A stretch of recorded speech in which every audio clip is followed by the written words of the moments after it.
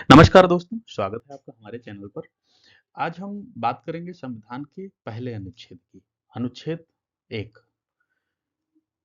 भारत का संविधान बहुत बड़ा है, बहुत विशाल है। इसको हम पूरा कवर करेंगे, एक-एक टॉपिक को लेके पूरा कवर करेंगे। पूरे टॉपिक आपको यहाँ समझाएँगे जिससे कि आपका चाहे प्री हो, चाहे मेंस हो, चाहे जो एग्ज़ाम हो वहाँ आप आसानी से इसको हल कर सकें, इसको समझ सकें।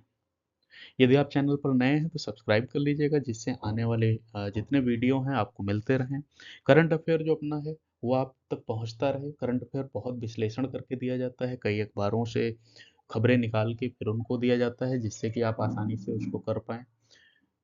उसमें टॉपिक वाइज़ देखते हैं, जैसे चाहे भूगोल का रहा हो, चाहे पॉलिटी का रहा हो, चाहे योजना से संबंधित जो भी आपके लिए खबर रहती है वो दी जाती है। तो इसलिए आप चैनल को सब्सक्राइब कर लीजिएगा जिससे कि ये चीज़ें आप तक समय-समय से पहुँचती रहें।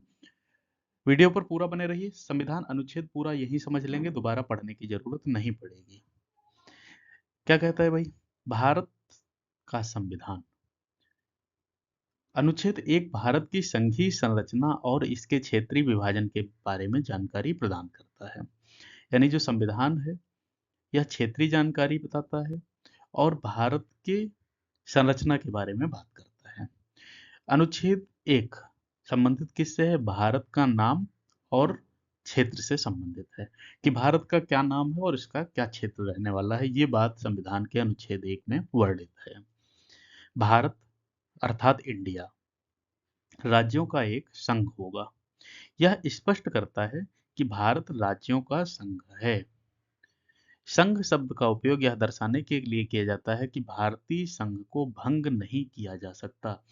हमारा जो संविधान है ये बताता है कि जो भारत है यानी जो इंडिया है ये कई राज्यों के संघ से मिलकर बना है। अकेला इसमें कोई कुछ नहीं है और उसको कभी भंग नहीं किया जा सकता है। अच्छा, जो भारत के क्षेत्र के अंतर्गत आते हैं क्षेत्र, उनमें क्या-क्या है? जैसे राज्यों के क्षेत्र हैं, संघीय क्षेत्रों के क्षेत्र हैं, ऐसे अन्य क्षेत्र जो भारत में शामिल किए जा सकते हैं। यह इस संघ का विस्तार है। संसद को भारत के क्षेत्र में परिवर्तन करने का अधिकार है। ये प्रश्न आपका पूछा गया है कि क्या संसद भारत के क्षेत्र में परिवर्तन कर सकती है? बिल्कुल कर सकती है। संसद क्या कर सकती है? नए राज्यों का निर्माण कर सकती है, मौजूदा राज्यों की सीमाओं में परिवर्तन कर सकती है या उनके नामों में परिवर्तन कर सकती है। देखिए, आपने सुना होगा कि बहुत जगह भाई उसका राज्य का नाम बदला गया, उस राज्य को काट के 2 जिले बना दिए गए, वहाँ पर जिलों का नाम बदल दिया गया, जगह का नाम बदल दिया गया और ये किसने किया? किसी राज्य की संसद ने। यानी भारत राज्य जो है संविधान में भारत को संघ और राज्य ऐसे ही बोला गया है। तो यानी भारत की संसद ने इस जगह का नाम बदला। यही चीज़ें राज्यों पर अप्लाई होती हैं कि राज्यों में मुख्यमंत्री वगैरह भी नाम बदल सकते हैं। यानी हमारा जो पहला संविधान है, पहला अनुच्छेद है संविधान का, वो क्षेत्र और संघों से संबंधित रहेगा। कुछ महत्वपूर्ण बिंदु हैं इसके लिए। अनुच्छेद 1 में भारत को इंडिया और भारत के रूप में संबोधित किया गया है।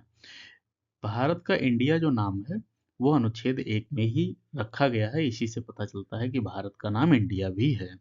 इसमें यह भी उल्लेख किया गया है कि भारत राज्यों का संघ है, जो राज्यों की स्वायत्तता और संघ के अविभाज्य रूप को रेखांकित करता है।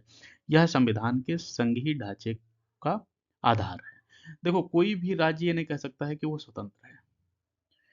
ये सब राज्यों को, जैसे भारत में अभी 28 राज्य हैं, चाहे वो केंद्र शासित प्रदेश रहे हों, वो अपनी स्वतंत्र होने की घोषणा कभी नहीं कर सकते हैं। वो भारत के एक संविधान के ढांचे के हिसाब से ही चलेंगे। तो इसमें क्या होना है कि वो अपनी स्वतंत्रता नहीं घोषित कर सकते हैं। संविधान हमारा एक रहेगा, संसद हमारे देश की जो है एक रहेगी।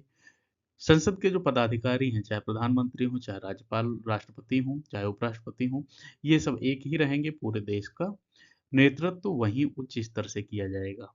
ये हमारा संविधान बताता है।